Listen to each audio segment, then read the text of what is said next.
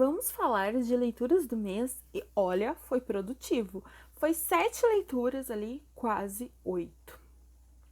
Tá bom, né?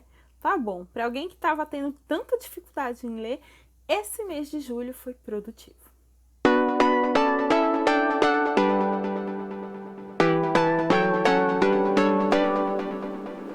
Olá pessoas, eu sou a Bia Rosante, sejam todos muito bem-vindos ao Atitude Literária. Hoje eu tô aqui para compartilhar com vocês todas as minhas leituras do mês de julho. Foram aí ao todo 7 leituras, quase 8, e eu fiquei muito feliz com o resultado. E vamos ao que interessa. Eu comecei o mês concluindo uma rebarba de junho, que foi A Escolha, do Nicholas Sparks. Esse livro aqui é para o projeto Lendo e Assistindo Sparks. Vai ter um vídeo só sobre ele, mas de modo geral a gente vai conhecer o Travis e a Gabi. Eles são vizinhos, a Gabi acabou de se mudar ali naquela cidadezinha, ela vai trabalhar como pediatra e também é uma maneira dela ficar mais perto do seu namorado Kevin. Só que ela passa muito tempo sozinha. E a figura do Travis, que é um solteirão, ele é um mulherengo, mas ele é uma pessoa de coração imenso. E a gente se encanta por ele e pela personalidade dele e como ele trata os amigos que são casados e a irmã, com quem ele tem uma relação muito bonita, muito especial. Eles se conhecem por causa dos seus bichinhos de estimação, então a gente já fica muito feliz e afeiçoado a este casal pelo amor que eles têm com seus animais. Isso é muito legal.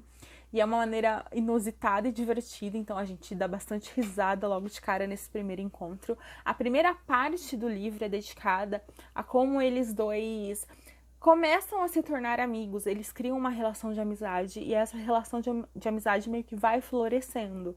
E a gente percebe isso pela forma como eles se provocam, se desafiam e começam a compartilhar de gostos em comuns, a admirar e respeitar o outro. Então, é uma relação que cresce aos pouquinhos e é muito bacana de acompanhar.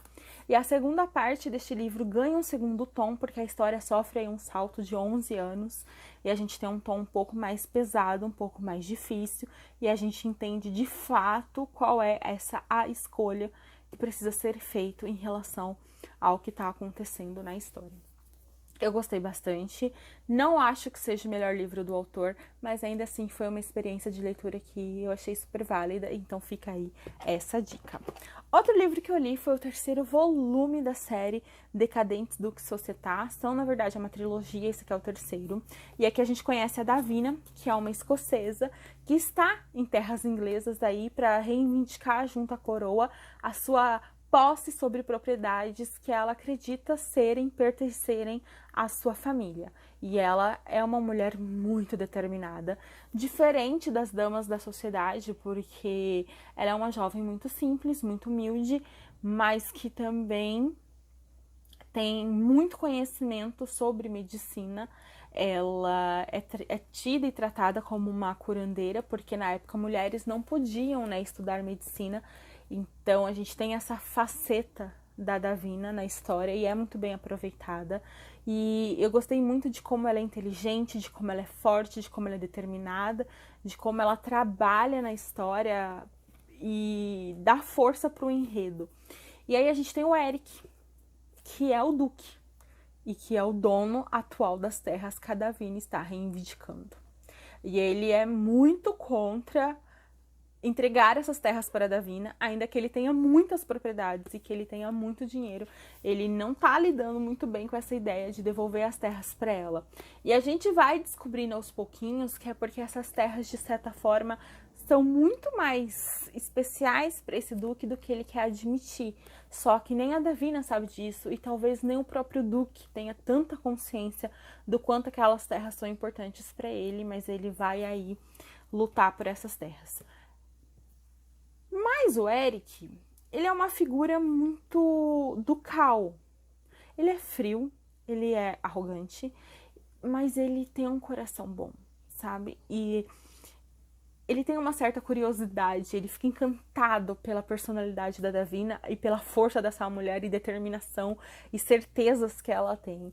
Então, quando ela vai partir para buscar respostas sobre as terras, que ela quer provar que realmente ela não é uma fraude, que ela tá falando a verdade, o Eric decide que ele vai junto, porque ele não vai só acreditar no que ela tá falando, ele quer ter certeza. Então, eles vão junto, e essa jornada aproxima eles e faz com que eles enxerguem coisas que eles até então não estavam enxergando no outro. É uma leitura muito rápida, muito envolvente. Eu amei essa trilogia e fica aí mais essa super recomendação da editora Charme. Todos os livros que tiver resenha eu vou deixar para vocês aqui embaixo. É só vocês ir lá e acessar e conferir cada uma delas. Outro livro que eu li também no mês de julho foi As Musas, do Alex Michaelides.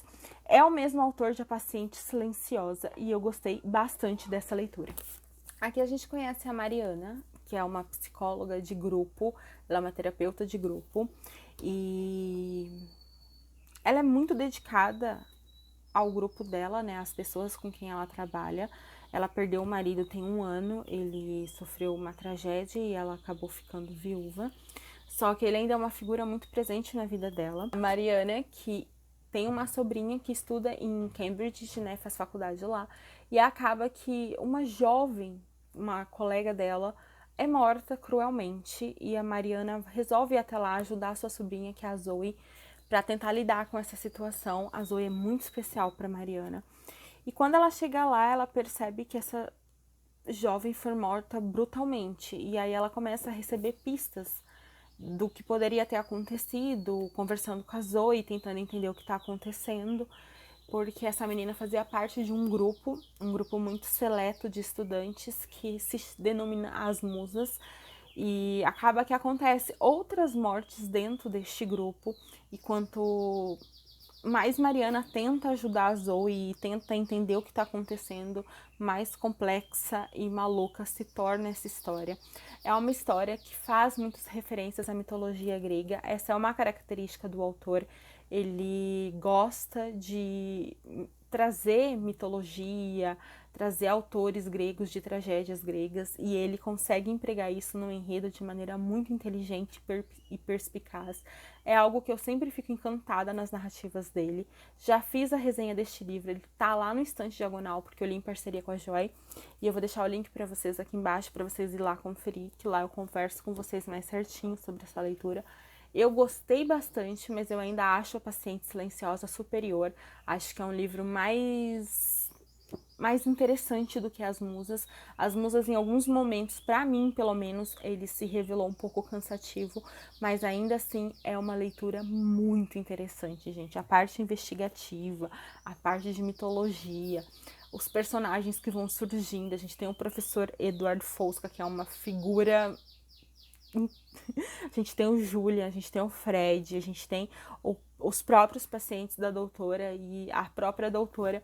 Eu só acho que esse autor, ele faz de tudo pra gente temer um pouco os psiquiatras, porque tanto da Paciente Silenciosa quanto a própria Mariana são um pouco fora da curva, né? Mas, enfim.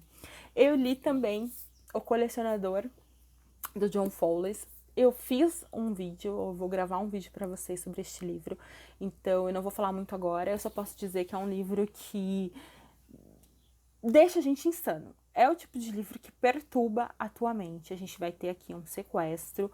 O Frederick Clegg, ele sequestra uma jovem e a mantém prisioneira ali à mercê dele. E é muito estranha a maneira como ele trata ela e como ele a enxerga como hóspede, não como prisioneira. Mas é o tipo de livro que, olha, gente, você termina de ler e você ainda fica remoendo por vários e vários e vários dias. Não é uma leitura fácil, porque angustia. Angustia muito, muito, muito, gente. Não vou falar muito a respeito dela, porque, como eu falei pra vocês, vai ter um vídeo só sobre este livro. Mas, pra quem gosta de livros perturbadores, angustiantes, essa aqui é uma excelente opção de leitura. Conhecer o Clegg, a sua mente doentia, assim como conhecer a Miranda e ter as suas emoções embaralhadas, porque o autor, ele brinca muito com isso. Ele faz você questionar a vítima, sabe? Tipo, você fica assim, com raiva da vítima, você não consegue ter empatia por ela. em alguns momentos, em outros você tá muito. Então você tem essa perturbação porque ela é a vítima, ela não pediu pra viver aquilo, pra estar naquela situação. O culpado é o Clegg, a nossa raiva, revolta e julgamento tinha que ser só em cima dele, mas não é bem assim que acontece. Então, assim, despiroca a nossa cabeça, tá? E aí eu li 27 Dias, da Alison Gervais, publicado pela Faro Editorial. E, gente, que livrinho incrível. Que história show, assim. Primeiro porque a gente vai conhecer o Asher, né? O Asher, ele cometeu suicídio. Ele cometeu suicídio e aparentemente ninguém tinha conhecimento de que isso era uma possibilidade. E aí a Hadley, acho que é assim que se pronuncia, ela se sente muito afetada pela morte desse rapaz, por ele ter cometido suicídio, porque ela sabe quem é ele, eles tiveram algumas aulas juntos, só que ela se dá conta de que ela nunca conversou com ele. E aí ela começa a pensar sobre essa figura desse rapaz e o que teria motivado, e quanto mais ela pensa sobre ele, mais angustiada ela fica por nunca ter conversado com ele, por nunca, sabe, ter prestado atenção realmente nesse jovem. E aí ela resolve que ela vai no funeral dele, e lá ela conhece a família dele, conhece e se sente muito comovida com toda aquela cena e sem entender muito bem o porquê dele ter feito isso. E ela tem um encontro inesperado com um homem muito estranho, que se apresenta como a morte e resolve fazer um trato com ela. Ele quer propor que ela vai ter aí 27 dias para tentar fazer o Asher mudar de ideia. E ela nem pestaneja, sabe? Ainda com as coisas que ele fala pra ela, ela aceita. Ela fala, tá, eu quero esse desafio.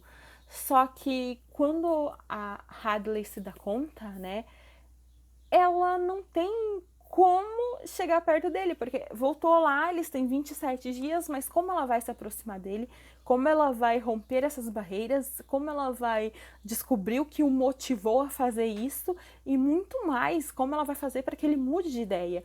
E é incrível acompanhar essa jornada. Gente, que livrinho bonito, que livro interessante.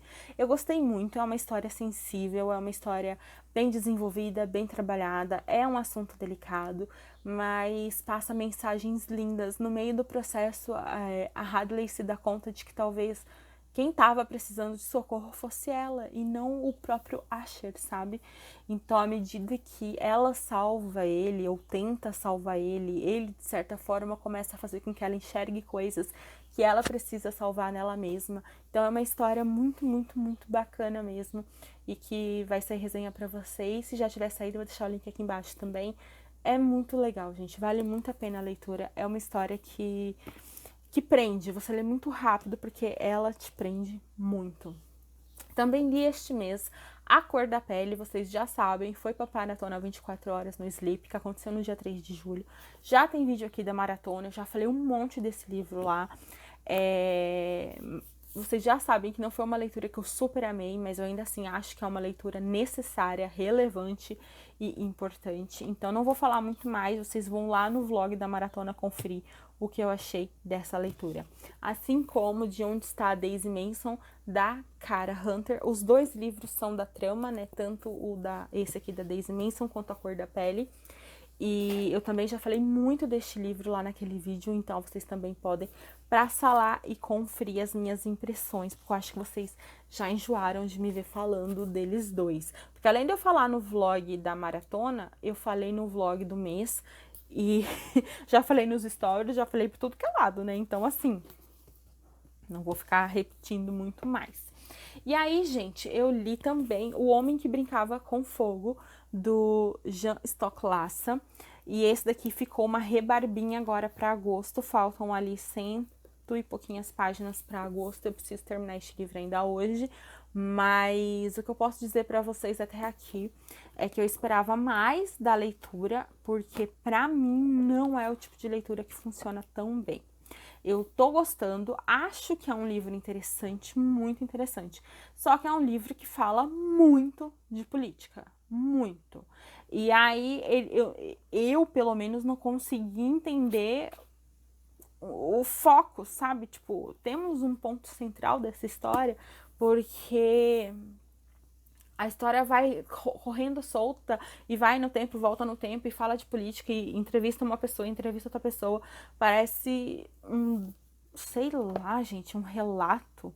Parece relatos diários de, sei lá, sei lá.